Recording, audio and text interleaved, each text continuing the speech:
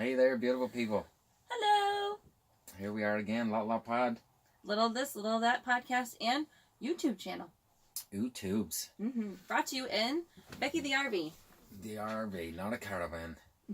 Just the RV. It's not Periwinkle Blue. I'm Colleen. I'm Michael.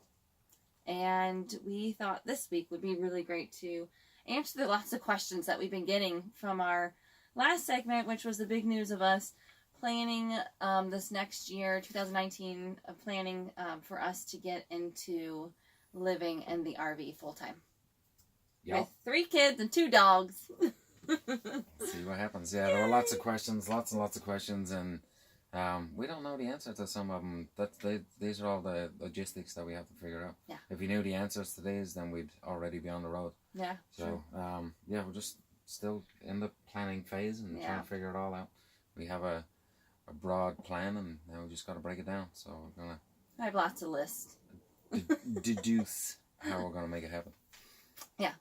So, just to start off, we have, like 15 different questions that, we've been asked. And so we figured we just go ahead and go down the list and do the best to answer them and see what see if that helps you guys out at all.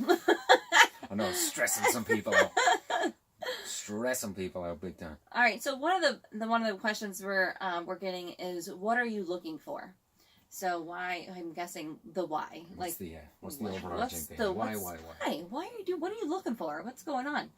And to be honest, I think we answered a lot of that in the last segment about when we kind of said that we were going to be doing this.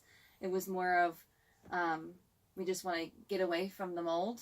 We want to kind of break that and detach from possessional things. Obviously, we're going to need things to live. Food, clothing, shelter, and all that. But it's just even the kids having to downsize on their amount of things that they can bring on the road with us, and then the amount of things that we need to downsize and minimize to get onto the road. And I think that's a huge part of it, is just trying to break that having possessional, like materialistic things. Stuff. Yes. Trying to fill your house, and you want this big house, and then you have to fill it with stuff, and what do we really use that stuff for? So that's one of those things. The other one has to do with just what you're expected to do. What society tells us to do, what we grow up with. People telling us you have to go to school and get a good education so you can get a career and blah, blah, blah, blah. Mm-hmm. So you're basically on the hamster wheel just doing the same crap over and over just to pay bills. And we don't want to just pay bills. We want to experience life. We don't know how long we're going to have on this planet, so we're in this body at least, so we're going to enjoy it to the max. We don't want to be on our deathbed and say, I wish I had done that. Yeah. We want to do the things we wish we want to do. Yeah. We don't want it to be a situation. I think your cousin sent you a message. Yeah, Stacey was really awesome. She put one of those little memes up there, whatever. It was like a little motivational quote. It was, rather be an oops than a I wish I had kind of thing. Something along those lines. Something like that. Yeah, it was really, I was like, oh, that's perfect. Yes. So if it doesn't turn out well, we'll just figure out a new plan. Yeah, exactly. It's still, like, we're not saying that this isn't going to be a little scary. We're a little tentative. There's little bits and pieces that it's kind of scary. But yeah, that's part of it. We don't want that that comfort level. Cause I don't feel like nothing will come if you don't put yourself out there. Like anybody that goes to school or anybody that buys a new house or buys a new vehicle, there's always some like limit of nervousness, of scariness coming from it. Because there's a level of risk. Yeah, exactly. But you never it may not work out, and you may have been the best choice you've ever made. So we won't ever know unless we try it. And that excitement is it's kind of nice. Like, and you'll funny. Never watching that lemony whatever Snicket. Oh, the series of unfortunate events. So they pulled up a graph in that, and it said it was a XY graph, and it showed on the x-axis showed boredom or boring, and then the y-axis was safety, and it was basically the more boring your life is, the more safe you are. Mm-hmm. I'm like, sounds terrible. Just to be boring and safe all the time. Mm-hmm. Just, I don't know. Yeah. We don't want that. We want a little bit more excitement. We want to experience things and not just, like we said, be on the hamster wheel. Just Yeah. go to work, pay bills, come home. You make sure you have a degree so you can get a good job, make lots of money so you can buy that house. Spend 20 years paying off loans and stuff like that. So we want to show our kids that there is a different way to live. It's not the doom and gloom of the Western world to where you have to be on that hamster wheel. You can get off the hamster wheel and still live a purposeful life. I always hated things that you want to do. I hate how I feel inadequate, at times because I don't have a college degree, and I don't have a one career. Like, I like to jump around. I like to do different things, and like I may go for a certificate or something, but I don't have a specific degree in something, and I don't have this long-term job that I've been in, and I don't have this, 4-bedroom, 3-bathroom house. There's always and I don't have like the most up-to-date car. It's these are used vehicles. That judgment, yes, it's like there's this expectation that that shows this is what achievement looks like. This means that you made it. This means that you're doing all right. And to be honest, I feel like that doesn't make much sense to me. I feel like if we're living in an RV, that we are achieving just as much as what we need. Yeah. It's not about what everybody else. Definition of success isn't to do with the amount of stuff we have. It's more about the experiences that we have. Exactly. So that's one of the main reasons we just don't want to be on the hamster wheel anymore.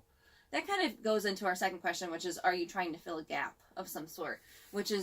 That's pretty much what it is. I mean, I'm also somebody that likes to, I feel like people don't may understand it as well, because I am somebody that does like to jump around and do a lot of different things. I'm looking for, something else all the time. And I just want to be able to experience everything. And is there a problem with that?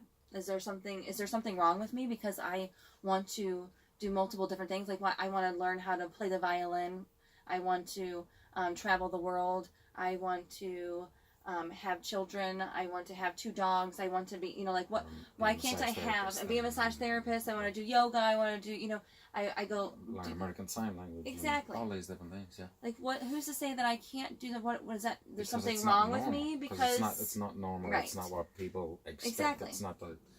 But that's what I'm asking them. You're supposed to settle down. Right.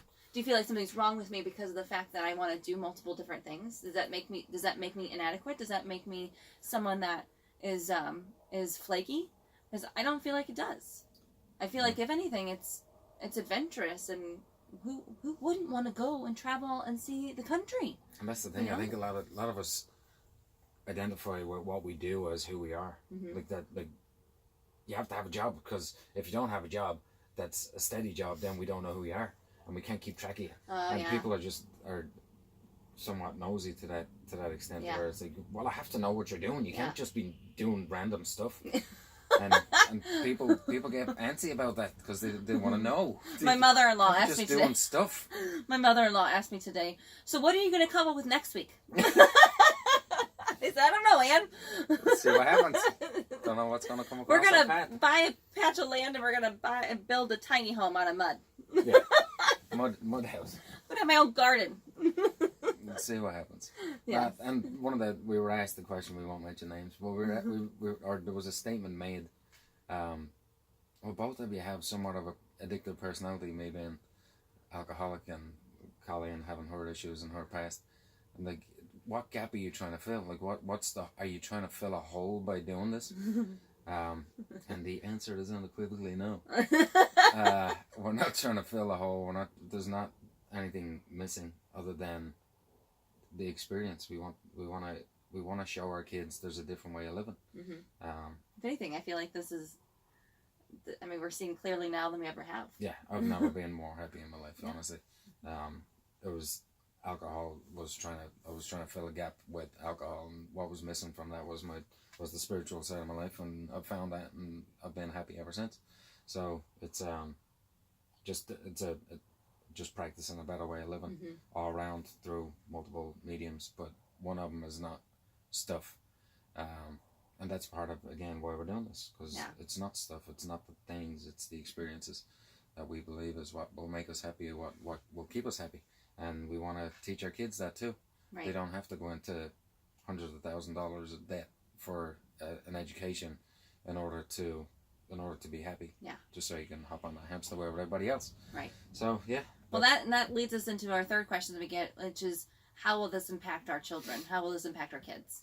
And, of course, our number one focus in our life is our children. Yeah. And a lot of what we're doing is for our children. It's obviously, we're excited about it, and it's something that we came up with. It was our idea, and it's something that we want to do. But we sat down. Just kidding. We sat down and spoke with our children about this idea. And if they would have told us no, if they would have had a problem with this, we would have said, okay, then we won't do it then. And any time during this, there's planning, or during the time that we move in and we're roaming around, that they say that they're done, then we would say, okay, then we're done. I mean, it would obviously be our children come first, and that's what it is. And we have the previous podcast on here, or video on YouTube, that shows the kids talking about our choice of wanting to live this lifestyle. So if you haven't heard them talk about that, check that out, because you'll see kind of how they're feeling about it, which is pretty cool. People have one of the, well, what if it doesn't work out, and then you have nowhere to go, you have no house? Like, well, you can rent. We'll rent an apartment or a house, or a house that you can rent. Or we could buy, a lot of land and build our own house. Or igloo, as we could probably now. Yes. I attempted that yesterday. That didn't work out well. No, it didn't. Igloos are hard. I'm not a master builder. Yes. So if we Inuits are Denmark, they're good. I won't be getting a job at Legos. All right. So then our fourth question was, are you planning on traveling the States? And the answer to that is eventually yes. Yeah. Yeah, it's going to take some time, but yeah, we would. I mean, that would be a huge goal of ours, is to eventually hit every state. It doesn't have to happen all at once. See, though. Yeah. It doesn't have to happen at once. We have time. Yeah, I think it's also the question of, will we be moving around a whole lot? Like, will we be stationary, or are we going to be moving around a lot? And I think that just depends on how we're feeling. Yeah, depends where we're at, yeah. and how things are working out in the place that we are. Right. I don't think that we're going to really say, oh, we're only here for 2 days, or we're only here for a week or 2 weeks. Like, I think it's just going to be, let's see how we feel, and if we're digging this place or not, or we'll move on and see what the next one is. That was so hippie, wasn't it? Digging this place. And then our next one, our question 5 was, when will kids socialize with other kids? Because that is a huge question and a concern of all parents is, are we doing enough for our children? Are they socializing enough with their peers? Are they getting the proper amount of education? Are they getting the amount of love that I feel like I'm supposed to be giving them? And all these different things. What about sports? Yes. Are they going to be? Are they involved in enough? And to be honest, I mean, yes, they're going to be socializing with other children, because we're not going to be doing this. Like, I mean, there are going to be times we'll be boondocking, which is essentially dry camping or primitive camping, where you don't have electricity, you're just living off whatever's on the rig, which would be like the battery or the propane, but you're not hooked up to any electricity and you're not hooked up to water. So whatever you have here is what you use. But, and that can be anywhere, like this national park land, or, Walmart. Or Walmart. Walmart parking lot. So you can, stay there and, chill for a while. And that's where you really get your really good views and really awesome spots. Other people do that, so it's just, are you willing to socialize? Right. I don't think it matters what setting you're in. You could be on a deserted island with 52 other people. You could be, true. You could, yeah. You could recluse and not socialize, yeah. Or you can go out and socialize. Exactly. So it's the same. It depends what you're looking for. If you want to go out and socialize, you go out and socialize. If you don't, you don't. So it doesn't matter where you are, what situation you're in. Mm-hmm. That's a choice. Yeah. There's we'll be in RV parks, which have amazing opportunities for you to socialize with other people. They do barbecues. They have swimming pools. They have game rooms. They do lots of different things together. There's a bunch of full-time RV family groups that you can get involved with, and I've been researching. And even the part-timers, people that do it part-time as well, that's the same. Right. Like they bring their kids with them, and they go for a month or 6 weeks, or even if it's the weekend, they'll still get to socialize. And if anything, I think our kids are going to have better socialization skills. Yeah. Because they're going to be encountering so many different people. Mm-hmm. And yeah, so we'll also have to be a little bit cautious with that. That's number 6. Still, it's, will it be safe? Yeah. Will it be safe? Of course, with anything, there are things you have to be cautious about with when you can relax a bit. I mean, we're obviously going to encounter a lot of different people. So if we went to a store, we're going to encounter a lot of different people. And so it just depends on what you're going to, do in that situation. So obviously, we'll have set rules for our children, like make sure if you're running in the bushes, watch out for snakes. I don't know. Bears and stuff. Right. And mountain lion, bear, snakes. There are, like make sure you stay close to home. In case you roll away. Yeah. There's going to be, obviously, just like what you do when you live at home or when they go to a store or they go to a park or they go to school, making sure that there are certain things, we would never put them in an unsafe situation. No, never put them in danger. Of course. And there's obviously, we're not going to just do this without doing proper research and make sure we'll talk to people that do it and have done it, and we'll have a really good foundation of what we should expect, as in, all right, should we get solar panels? Yeah. So if we do run out of battery, do we have a backup? And all these different things that we should expect to go wrong, just so we're prepared. So that'll obviously make what it a little bit roads safer. to avoid. So preparation will be the key to the safety. I do believe. Oh, checking the weather, making sure we're going to, know what we're going into, or avoid that area because there's a storm or something. We're not going to go to Florida during hurricane season, so it's just not safe. Yeah. So just common sense stuff. We're normal people, so that's what we're doing. Number 7, are you joining? Are you joining a commune? We're not going full blown hippie. No. We'll probably be moving around quite a bit. One of my clients said the other day, when it was in the last one I mentioned, we're going to change our names to Flower, and she said the first thing that came to her mind was the other one should change the name to Dirt. Yes. Dirt, flower, grass. There you go. Because the dirt helps the flower grow. Water. We apologize if somebody's names are those. They're beautiful names, obviously. They are. We just didn't choose those. Number 8. So we're not joining a commune. Just Number 8. Are you giving up showering or shaving? Yes.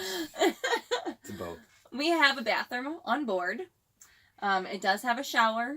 And we have a tank with water. And we also can hook up to water. So I will be shaving. And we have hot water also. Yes. And we have a shower outside for the kids. And we do have an outside shower as well.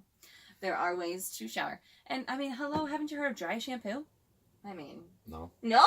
Oh, you're not a woman, that's why. Dry shampoo. I've heard of an Italian shower. No. Yeah, more than you might do well with dry shampoo, actually, now that you have hair, so who knows?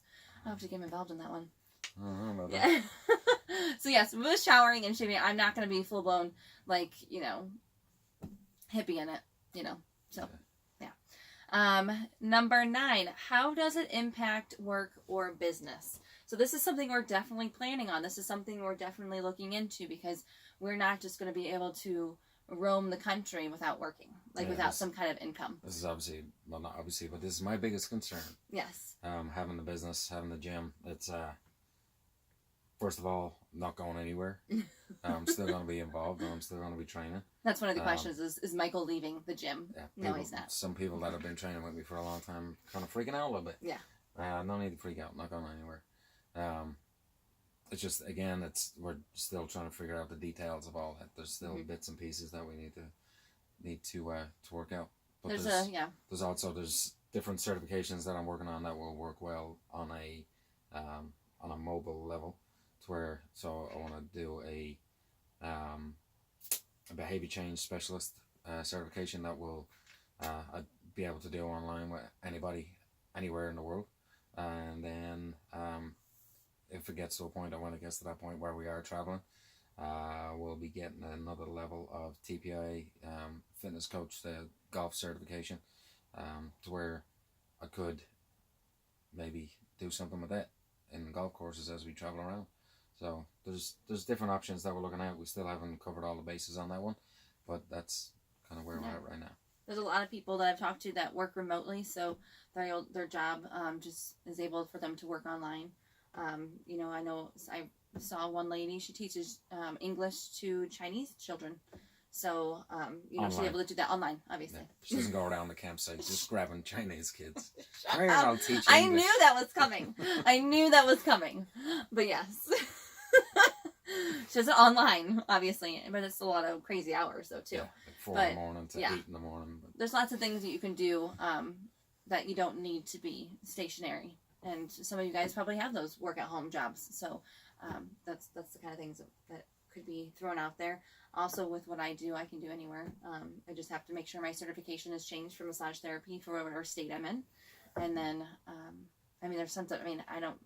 there's work camping, which is where you go to an RV camp and you can work the RV site or the RV campgrounds for a free stay, or you can get income from it.